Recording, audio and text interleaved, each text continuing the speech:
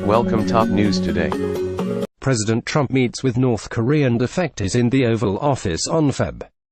2. Reuters A group of Democratic senators is warning President Trump that he lacks the legal authority to carry out a preemptive strike on North Korea amid questions over whether the White House is considering a risky, bloody nose attack.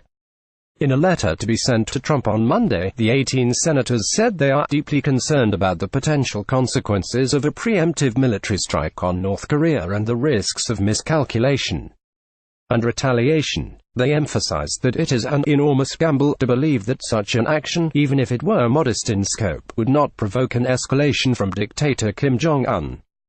Moreover, without congressional authority, a preemptive U.S. military strike would lack either a constitutional basis or legal authority, the senators read in the letter organized by Sen. Martin Heinrich D.N.M., a member of the Senate Armed Services Committee. Congressional aide said the letter was prompted by the circumstances surrounding the sudden derailment of the White House's original choice for ambassador to South Korea, a post that has remained vacant since Trump took office. The Washington Post reported last week that Trump's original choice, Victor D. Cha, was no longer expected to be nominated after more than 6 months of vetting. In December, the administration had sent Cha's name to Seoul and received quick approval from the South Korean government, a formal process called agreement that typically is the final step before a candidate is nominated to the Senate. The senators called his derailment disturbing and expressed serious concerns over Trump's handling of the post. "We ask that you provide a clear reasoning and justification for his removal from consideration," the senators wrote. The others who signed the letter are Benjamin L. Cardin M.D., Jack Reed R.I., Tim Kaine V.A., Patty Murray Wash, Christopher A. Unsdell, Elizabeth Warren Mass, Edward J. Markey Mass, Brian Schatz High, Jeffrey A. Merkley Orr, Bernie Sanders V.T., Jean Shaheen N.H., Catherine Cortez Matsonev, Kamala D. Harris Califf, Mazie K. Hirono High, Sheldon Whitehouse R.I., Christopher S. Murray Con, Chris Van Hollen M.D. Administration officials said a red flag was raised in Cha's background check, but they declined to offer details. Cha's associates rejected the notion that a vetting issue scuttled the nomination, suggesting instead that he was a victim of a fallout over a policy dispute. Cha had privately expressed concerns to National Security Council officials over the consideration of a limited strike on the North aimed at sending a message without sparking a wider war, a risky concept known as a bloody nose strategy. In an opt in the Post shortly after the news broke, Cha made public his view that such a strike would be a huge risk to American troops and civilians living in South Korea and Japan.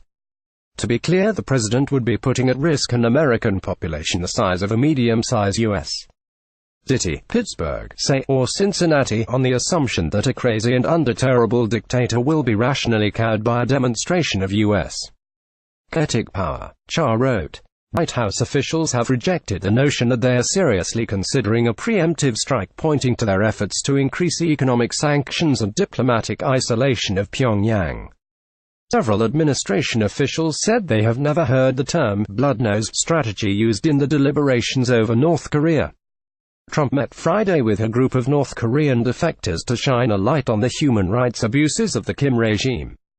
As he has before, Trump criticized past administrations for not acting more forcefully on North Korea, though he did not specify whether he meant shutting down the nation's nuclear weapons program or dealing with human rights violations, or both. "Many administrations should have acted on this a long time ago when we weren't in this kind of position," the president said. "It could have been done 12 years ago. It could have been done 20 years ago. We have no road left. We'll see what happens. We'll get through the Olympics and maybe something good will come out of the Olympics."